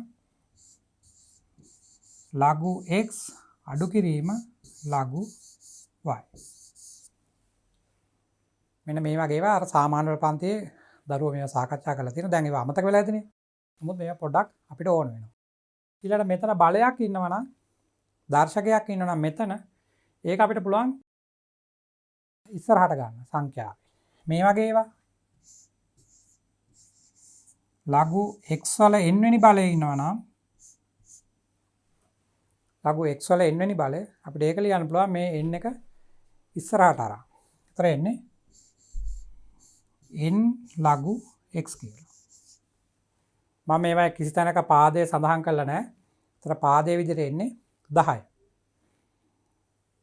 මෙන්න මේ වගේ ගුණිතයක් මෙහෙම එකතු කිරීමක් විදිහට ලියන්නත් ඒකේ අනිත් පැත්තත් ඒක ප්‍රතිවාද කරන්න පුළුවන් වෙනවා. මේ එකතුව මෙතන ගුණිතයේ විදිහට ලියන්න.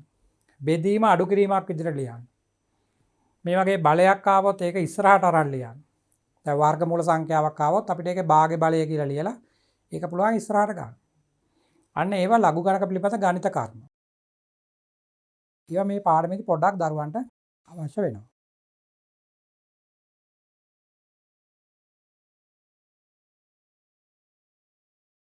දැන් කිසියම් පදයක ලඝු ගණකය ලියලා නැවත ලඝු ගණක පදයකින් බෙදන්න. එහෙම ගණිතයක් නැහැ. පේපර්ලා උත්තර පත්‍රවල දරුවන්ගේ බැලුවම හරියට ඒ වගේව කරලා තියෙනවා. එහෙම ලඝු ගණක જાතියක් නැහැ. මෙන්න මේවා ලියන්න බෑ.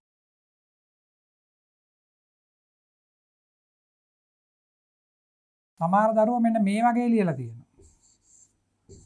ලඝු x බෙදීම ලඝු y කියලා ඔය වගේ. දෙපළටම ලඝු දාලා බෙදලා මේවා සුළු කරන්න හදලා තියෙනවා මේ x අඩු කිරීම y අර මේ එහෙම කරන්න බෑ.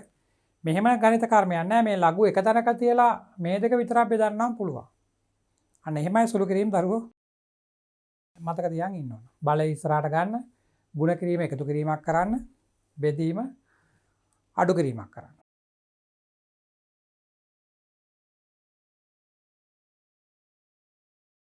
අපි අර මෙතන ධ්වනි තීව්‍රතාවයේ ලිව්වනේ බීටා සමානයි 10යි log i බෙදීම i naught කියලා මේ පදය. මේ පදේ එන්නේ අපිට දැන් තීව්‍රතා මට්ටම බීටා සමානයි 10යි log i බෙදීම i naught.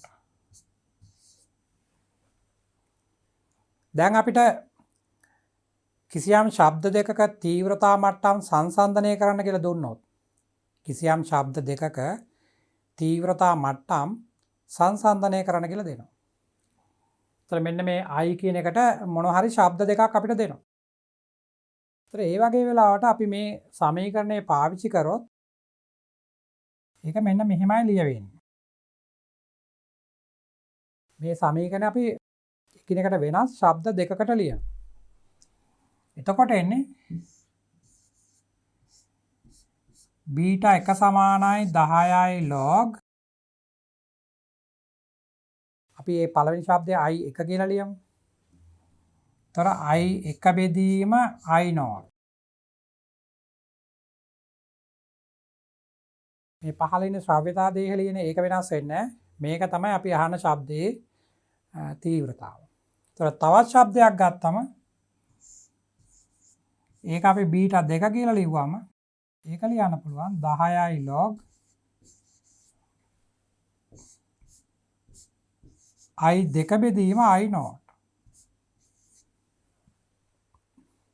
දැන් ගොඩක් වෙලාවට බහුවර්ණ වගේ ඒවා දරුවන්ගෙන් අහනවා මෙන්න මේ තීව්‍රතා දෙක සංසන්දනය කරන්න කියලා.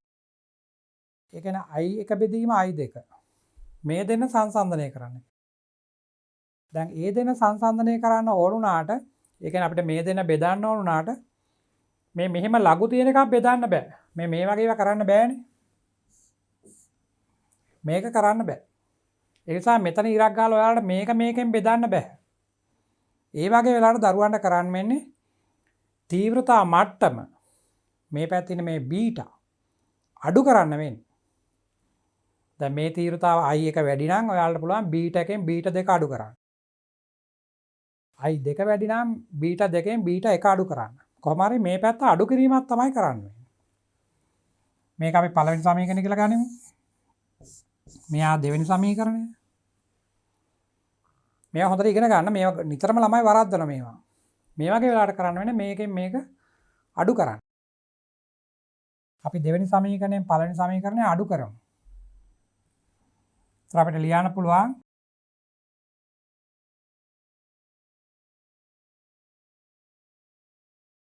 දෙවෙනි සමීකරණයෙන් අපි අඩු කරනවා පළවෙනි සමීකරණය.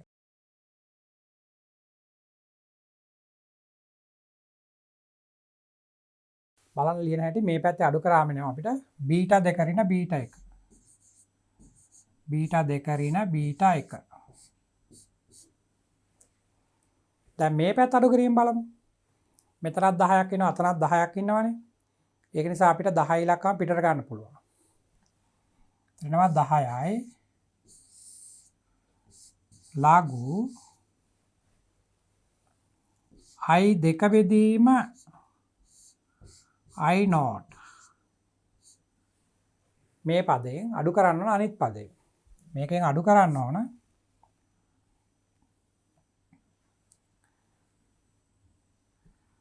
ලඝු i 1 බෙදීම i naught. අන්න බලන්න දැන් ඇවිල්ලා තියෙන එක. දැන් ඇවිල්ලා තියෙනවා ලඝු එකකින් ලඝු එකක් අඩු කරන්න කියලා. ඒතර අපි මීට කලින් ලිව්වනේ ලඝු එකකින් ලඝු අඩු කරන්න මේ වගේ දෙපළක ලඝු ලියනවා නම් අනිත් පැත්තේ එක තැනක ලඝු ලියලා බෙදීමක් ලියන්න පුළුවන් කියලා. මෙතන දෙපළකම ලඝු ලියලා තියෙනවා. ඒක අපි එක තැනක ලියලා බෙදීමක් විතර ලියනවා. එහෙනම් අපිට අර ලියන්න පුළුවන් බීටා 2 රින බීටා 1 සමානයි 10යි. දැන් මේ පැත්තේ අන්තරයක් ඉන්නේ ලඝු දෙක අන්තරයක්. ඒක ලියනවා බෙදීමක් විදියට. දැන් ලඝු ලියන්නේ එක තැනකයි. ලඝු මේ පදයෙන් බෙදනවා. ඒතර මෙතන යටින් i naught ඉන්න නිසා i naught කැපෙනවනේ. ඒක නිසා දරුවන්ට ලියන්න පුළුවන් i2 බෙදීම i1 කියලා. අන්න බලන්න. දැන් මේ පැත්තේ අර තීව්‍රතා ධ්වනි තීව්‍රතා දෙකේ අනුපාතය ඇවිල්ලා තියෙනවා. හැබැයි මේ පැත්තේ අනුපාතය ආවා කියලා මේ පැත්තේ ඉන්නේ අනුපාතය. මේ පැත්තේ ඉන්නේ තීව්‍රතා මට්ටම් වල අන්තරය. දැන් මෙතන මේ i2 බෙදීම i1 කියන එක අපිට ගණනය කරන්න කියලා තියෙනවා නම් අපි මේ ලඝු ගණකාකාර දීපු සමීකරණය නැවත අරගෙන යන් දර්ශකාකාරයට.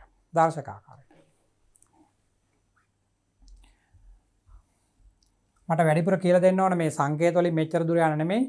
මේ පැත්තේ මේ තීව්‍රතා මට්ටම අඩු කරොත් තමයි මේ පැත්තේ බෙදන්න පුළුවන් වෙන්නේ. අන්න ඒක තමයි දරුවන්ට තේරුම් කරන්න ඕන. අර පැත්තේ අඩු කිරීම මේ පැත්තේ බෙදීම. දැන් මෙතන දරුවන්ට මෙතන පාදයේ 10 කියලා ගත්තොත් දැන් පුළුවන් මේකෙන් අර දාර්ශකාකාරයට යන්න. ඉස්සෙල්ලා මේ 10 මේ පැත්තට බෙදන්න. මෙතන තියෙන 10 මේ පැත්තට බෙදන්න. ඒතර එනවා මේ වගේ එකක්.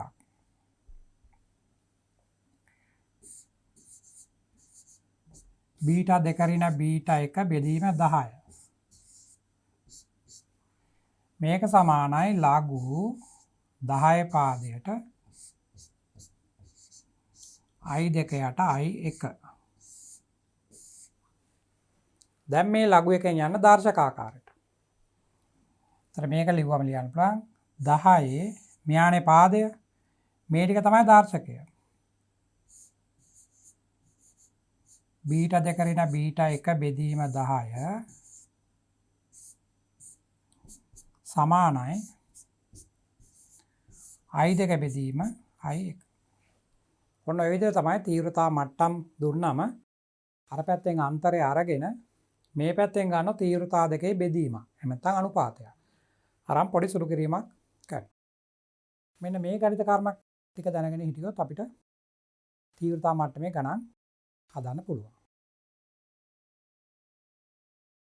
මේවා ටිකක් ලඝු ගණක ගොඩාක්ම මතක නැත්නම් සාමාන්‍ය පෙළ පොතේ අරගෙන මේක ටිකක් පෙළලා බලන්න.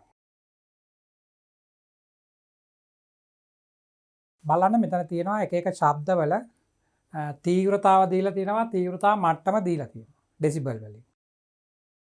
ශ්‍රාව්‍යතා දේහලිය කියන්නේ අපිට අහන්න පුළුවන් අඩුම හඬ. ඒතර ඒක අපි I note කියලා ලිව්වේ 10 ඍණ 12යි. වේදනාකාරී දේහලිය කියලා කිව්වේ අපිට වේදනාවකින් තොරව අහන්න පුළුවන් උපරිම ශබ්දය. ඒතර ඒක අපි කිව්වේ තීව්‍රතාව 1යි කියලා කිව්වේ 1 වොට් වර්ග මීටරයට කියලා. ඒතර ඒක තමයි වේදනා දේහලිය. මෙතන මේ 1 තමයි 10 බිඳුව කියලා ලියලා තියෙන්නේ. අර 10 බල හැම එකෙම ලියපු නිසා ඒක නිසා මේක ලියලා තියෙනවා 10 බිඳුව කියලා. ඒතර මේක 1. ඒතර මෙතන තවත් ශබ්ද කීපයක් දීලා තියෙනවා. මේවා පොත්වල සඳහන් වෙලා තියෙනවා. දරුවන්ට මේ බලා ගන්න පුළුවන්. දැන් නම් ෆෝන් වල තියෙන ඇප් වලත් තියෙනවා මේ වගේ ඩෙසිබල් ගණන් බලා ගන්න පුළුවන් ශබ්ද. සමහර ඉස්කෝලවලත් ලැබ් එකේ තියෙනවා මේ ඩෙසිබල් වගේ කියව ගන්න පුළුවන් ඇනලොග් හරි ඩිජිටල් හරි මීටරයක්. සාමාන්‍ය ළමයෙකුට කිසියම් ශබ්දයක් නගලා ඒකේ ඩෙසිබල් ගන්න කීයද කියලා බලා ගන්න පුළුවන්. ඒ වගේ තියෙනවා මේ මෙතන අපිට දීලා තියෙන්නේ දැන් හුස්ම ගන්න ඒවා ආස්වාද ප්‍රස්වාස වගේ කරනකොට 10 ඍණ 11යි. කියන්නේ ඉතා කුඩා ශක්තියක්නේ. වර්ග මීටරයක් කරහා එක තත්පරයකට යන්නේ 10 ඍණ 11. ඒතර සාමාන්‍ය කතා බහ තමයි 10 ඍණ 10. කර්මාන්ත ශාලාවල 10 ඍණ 4ක් වගේ දීලා තියෙනවා. වේදනා දේහලිය 1යි. දැන් අපි නගරවලට ගියොත් ඇත්තටම වාහන හුඟක් වැඩි වුණොත් ඒවා ශබ්දයෙන් අපි දූෂණය වෙලා කියලා තමයි කියන්නේ. ඒ කියන්නේ ගොඩක් වෙලාවට වේදනා දේහලියට වඩා වැඩි ඩෙසිබල් එකක් ඒකේ ගණනය කරලා බැලුවොත් ඇත්තටම නගරබද ඊළාට පාසල අරින වෙලාවට ඉස්කෝල ගාව වාහන නලාහඬ ශබ්ද කරනකොට විශාල වශයෙන් ශබ්දය දූෂණය වෙනවා. ඒතර ඒවා මේ ඩෙසිබල් ගණන් මේ 120 ඉක්මවල යනවා. අපි මේ තීව්‍රතා මට්ටම් හොයන්න මේගොල්ලෝ මේ දීලා තියෙන අගයන් අපි බලමු කොහොමද ඒවා ඇවිල්ලා තියෙන්නේ කියලා.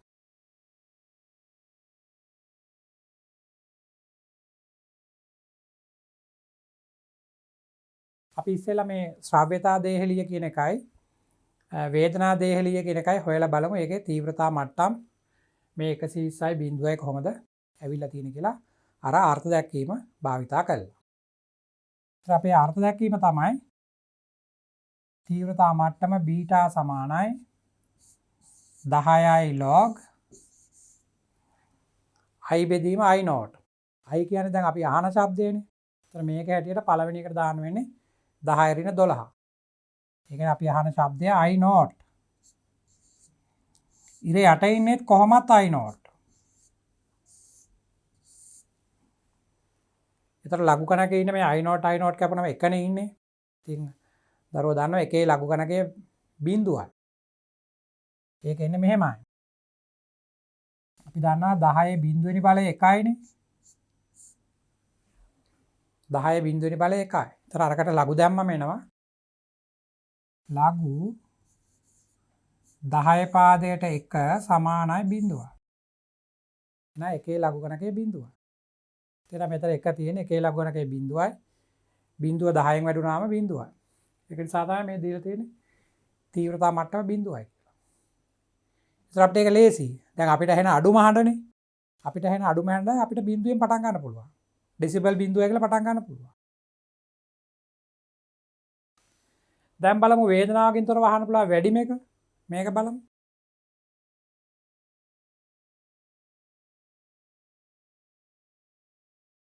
වේදනාවකින් තොරව අහන්න පුළුවන් වැඩිම හඬ. ඒතර ඒක අපිට එන්නේ බීටා සමානයි 10යි log දැන් උඩට ලියන්න ඕනේ අපේ අහන ශබ්දය. වේදනා දේහලියනේ අහන්නේ. ඒ කියන්නේ 1. 1 බෙදීම I not. I not කියන්නේ 1 වැඩි කිරීම 10 ඍණ 12. ඒතර 10 ඍණ 12 උඩට ගියාම 10 ධන 12යි. ඒකේ 10 බලය ඉස්සරහට ගන්න පුළුවන්. ඒතර ඒ 12 ඉස්සරහට ඇවිල්ලා මේ 10න් වැඩි වුණාම 120යි. මෙතෙන්ට එන්නේ මම ඕන එකක් ලියන්නම් 10යි log මේ 10 ඍණ 12 උඩට ගියා 10 ධන 12. 10 12 වෙනි බලය. ඒතර මේ බලය ඉස්සරහට ගන්න පුළුවන්. ඒතර 120.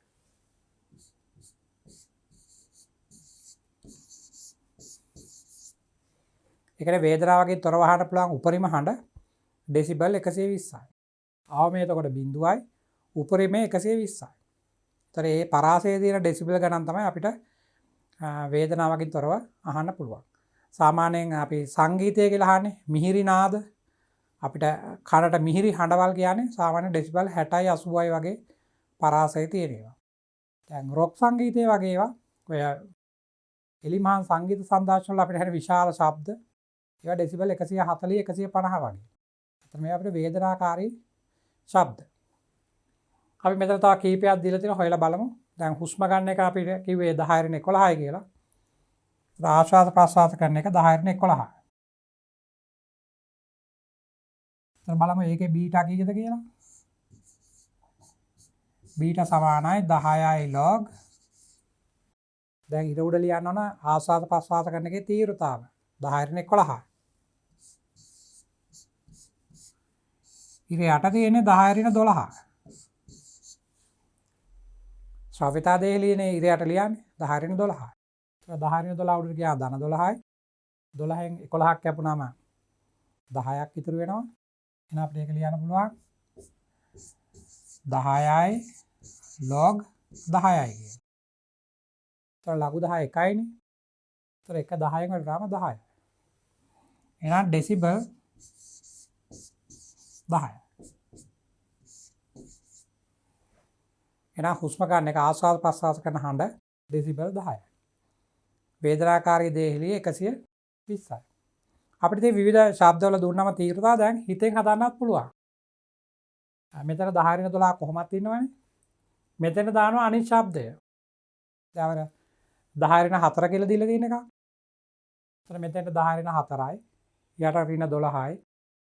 ඍණ 12 උඩට ආම ධන 12යි. එතන 12න් මෙතන ඍණ 4නේ තියෙන ඍණ 4 අඩු වෙනවා. එතන 8යි. ඒ යට ඉස්සරහට යනවා. එතන 80යි. එතන ඩෙසිබල් 80යි. අතරින් බලන්න බලය ඍණ 4නේ තිබුණේ. යට ඍණ 12නේ.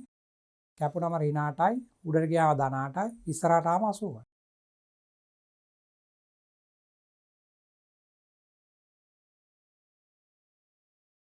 දැන් ඒ වගේ අර 10 බලාවම ඒවා ලේසි. උඩට අරන් බලය ඉස්සරහට ගන්න පුළුවන්. නමුත් අර එතෙන්ට ඉලක්කමක් ආවොත් දරුවන්ට ඒවා මේ ලඝු පොතක් පාවිච්චි කරලා පොඩි සුළු කිරීමක් කරන්න. අපි තමු ශබ්දයක තීව්‍රතාව අපි දෙගුණ කරනවා කියලා. ඒතර අපෙන් අහන්න පුළුවන් තීව්‍රතාව මට්ටම කොච්චර වැඩි වෙනවද කියලා. ශබ්දයක තීව්‍රතාව දෙගුණ කරනවා. ඒතර අපි මුලින් එකට ලියමු. බීටා සමානයි 10යි log I බෙදීම I not. දැන් ශබ්දයේ දෙගුණ කරන තීව්‍රතාව. ඒතර මේ වෙලාව අපිට ලියන්න පුළුවන් බීටා 1 සමානයි කියලා. 10යි log දැන් කලින් තීව්‍රතාව දෙගුණ කළා එහෙනම් 2යි ලියන්න මේ. මෙතන 2යි. බෙදීම I not. මම කිව්වා මේ වගේ ආවම මේ සමීකරණය අඩු කරන්න ඕන. ඒ පැත්තේ අඩු කරොත් තමයි මේ පැත්ත බෙදෙන්නේ. ලඝු වල එහෙමයි. මේ පැත්ත අඩු කරමු අපි සමීකරණ දෙක. දැන් මේ දෙවෙනි සමීකරණයේ තීව්‍රතාව වැඩි. ඒක නිසා මේ දෙවෙනි සමීකරණයෙන් පළවෙනි සමීකරණය අඩු කරමු. එතන අපිට එනවා දෙවෙනි සමීකරණයෙන් අපි අඩු කරනවා පළවෙනි සමීකරණය. එතන බීටා 1 ඍණ බීටා. මේ පැත්තේ 10 ඉලක්කව පොදුයි පිටට ගන්න පුළුවන්. දැන් මේකෙන් මේක අඩු කරන්න ඕන. අපි ඒකත් ලියමු. දැන් බහුවර්ණ වගේ හදනකොට මේවා මෙහෙම ලියලා ඉන්න වෙලාවක් නැහැ. දරුවෙක් දැනන් ඉන්නවනේ ලියන විදිහ එක සැරේම ලියන්න. මම මේ මුල් ගාන නිසා තමයි මේක ලියන්නේ. ඒතර 10යි. මෙතන ලියන්න පුළුවන් log 2i බෙදීම i0 අඩු කිරීම log i බෙදීම i0. දැන් මම අර ඉස්සෙල්ලා කිව්ව ගණිත කර්ම පාවිච්චි කරනවා. දෙපළම ලඝු ලියලා අඩු කිරීම තියෙනම් මේක ලියන්න පුළුවන් ලඝු බෙදීමක් විදියට. ඒතර මේ පදේ බෙදන්න ඕන මේ පදේ. ඒතර අපිට එනවා ලඝු 2i බෙදීම i0 i බෙදීම i0 කියන බෙදන්නේ. ඒතර එන්නේ 2. ඒතර මෙතන 2. මෙතන 10ක් ඉන්නවා. දැන් අන්න දෙකේ ලඝු වෙනක අපිට එක සැරේ කියන්න බෑනේ ලඝු පොතක් බලන්න වෙනවා. මේක ලඝු පොතෙන් බලලා තමයි වැඩි කරන්නේ. සාමාන්‍යයෙන් දෙකේ ලඝු වෙනකේ දරුවෙකුට මතකෙන් කියන්නත් පුළුවන්ද කියලා මම දන්නේ නැහැ. මේක 0.3.1.0. ඒතර මේක 10න් වැඩි කරාම 3ක් එනවා. එහෙමනම් අර දෙවෙනි තීව්‍රතා මට්ටමේ පළවෙනි තීව්‍රතා මට්ටමනේ අඩු කරේ. එතකොට ඩෙසිබල් 3ක් වෙනවා. ඒ කියන්නේ ශබ්දයේ තීව්‍රතාව දෙගුණ කරාම ඩෙසිබල් ලගේ වැඩි වෙන්නේ 3යි. ඒකයි මේකෙන් කියන්නේ. මෙන්න මේ වගේ ඒවා සුළු කරන්න දරුවන්ට මේ ලඝු පිළිබඳ පොඩි අවබෝධය අවශ්‍ය වෙනවා. අපි ඊළඟ කොටසදී බලමු මේ අපි ඉගෙන ගනිපු ධ්වනි තීව්‍රතාවයයි තීව්‍රතා මට්ටම. ඒතර ශක්තිය කියන එක ශක්තිය E සමානයි PT නැත්නම් ශක්තිය E සමානයි තීව්‍රතාව I වරක් වර්ගඵලය වරක් කාලය. ඒතර තීව්‍රතා මට්ටම දෙක අන්තරය සොයන විදිය මේව සම්බන්ධ කරලා ගැටලු කිහිපයක් විසඳන්න. ඒතර දරුවන්ට මේවා සුළු කිරීම පිළිබඳ හොඳ අවබෝධයක් ලැබෙයි.